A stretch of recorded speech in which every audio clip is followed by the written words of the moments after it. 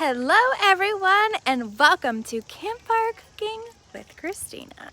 This is the first time I've done this and I already started, but I thought I would just show you what I am cooking.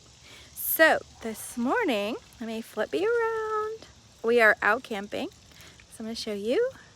Yay, the trees. There's the lake over there. So, campfire cooking with Christina today for breakfast. We have some, I have eggs in there. I have 3 eggs, about a whole pepper, whole green pepper.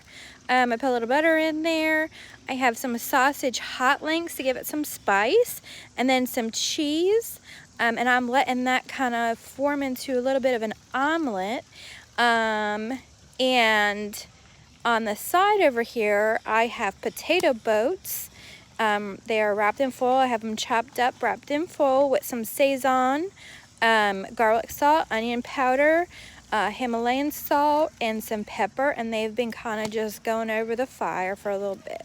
So that is today's breakfast of Campfire Cooking with Christina.